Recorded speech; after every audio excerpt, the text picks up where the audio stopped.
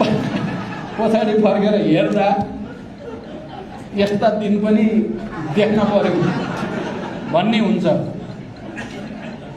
सरकार भर्खरै बनेर केही काम हुन त सुकुम्बासी, विद्यार्थी, ट्रेड युनियन, सिमाना भएपछि मैले एकचोटि मात्रै पार्लियामेन्टमा बोलेँ, तपाईँहरूले सुन्नु भएको छ। अब बोल्दैछु, अब धेरै सामग्री तयार भएको छ।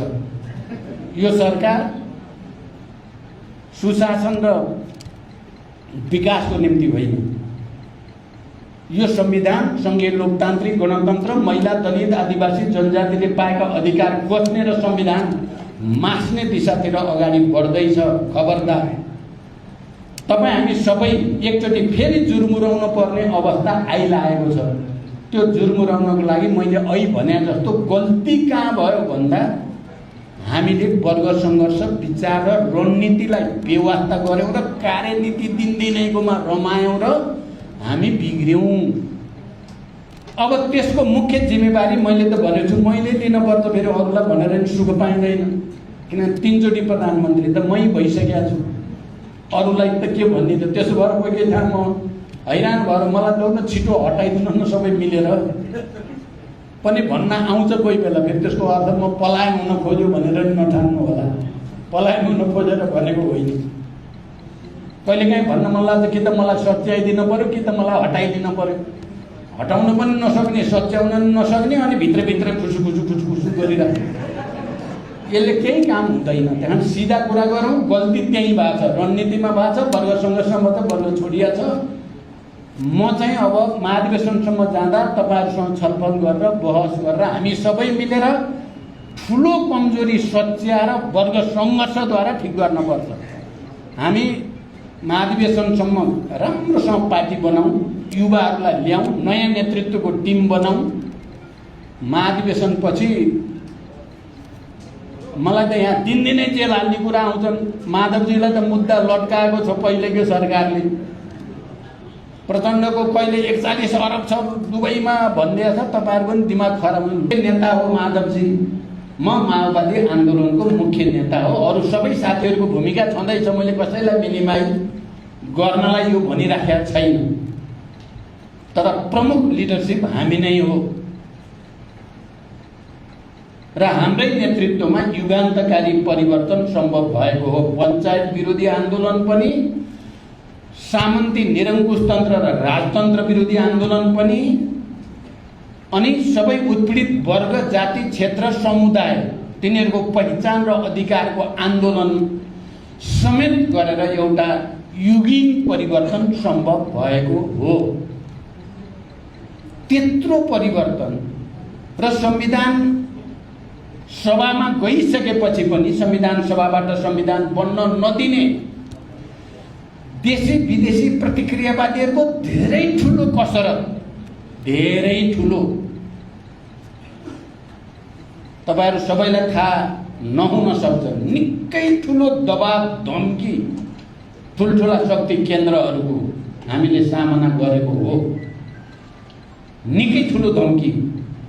संविधान बनिसकेपछि निर्वाचन हुन नदिनको निम्ति निकै ठुल्ठुला षड्यन्त्र पनि भएका हुन् र ती सबै षड्यन्त्रलाई परास्त गर्दै हामी अगाडि बढ्दै आएको हो। तर अहिले हामी कहाँ चुक्यौं र 23-24 भयो हामी निरीह जस्तो के कारणले भयौं? अहिले 12 बुँदे समझदारी र शान्ति सम्झौता हुँदै गर्दा विश्वका महाशक्तिहरू दिल्ली गएर खबरदार कुनै हालतमा सम्झौता गर्न दिन हुँदैन कम्युनिस्टहरूसँग भन्ने महाशक्तिका प्रतिनिधिहरू हामीले अहिले पनि झलझली सम्झेकै छौं। तपाईहरुले पनि सम्झिनु भएकै होला, नभए सम्झिनुस्। अहिलेको इतिहास घटनाक्रम बुझ्न त्यहाँसम्म त जोड्नै पर्छ। तर उनीहरू सफल भएन। हाम्रो जनयुद्ध र जनआन्दोलनको रापताप यति धेरै थियो, जनतामा चेतना र आत्मविश्वास, हजारौं नेता कार्यकर्ताहरूको चाहिँ कन्फिडेन्सको लेभल यति धेरै माथि थियो कि विश्व महाशक्तिले तत्काल हामीलाई रोक्न सक्ने हामीलाई दबाउन सक्ने स्थिति थिएन र हामी विजयी भयौँ सबैमा।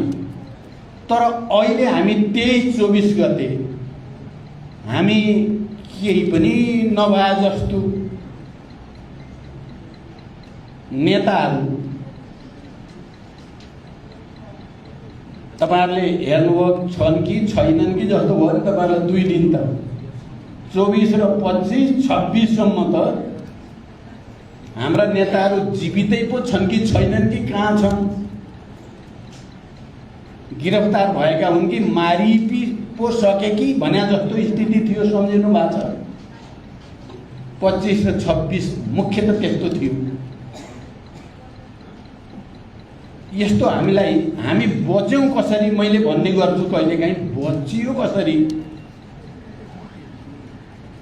हामीलाई हाम्रो पार्टीका नेता कार्यकर्ताले गएर जुलुस निकालेर हाम्रा नेता कहाँ छन् भनेर हामीलाई बचाएको होइन, बचाउन सक्ने स्थिति पनि थिएन। हाम्रा लडाकुहरू युवाहरू गएर बचाएको पनि होइन।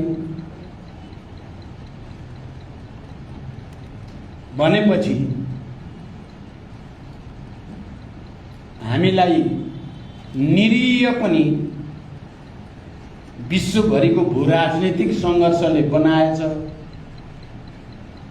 हामी बच्न पनि भूराजनीतिको तपाईको घर्षण, भूराजनीतिका शक्ति केन्द्रहरूको कोलुजन एन्ड कन्टेन्सन भन्छ अङ्ग्रेजीमा, तपाईहरुले बुझ्नु होला। उनीहरुकै एकता र सङ्घर्षले गर्दा हामी बचिएछ। तपाईहरुले यसलाई यसरी हेर्नु भएको छ कि छैन थाहा छैन। नत्र हामी त किचिक्क गरेर त मिच्चिने ठाउँमा थियौँ नि त। हामी त प्रतिक्रियावादीले चाहेको भए त एकैछिनमा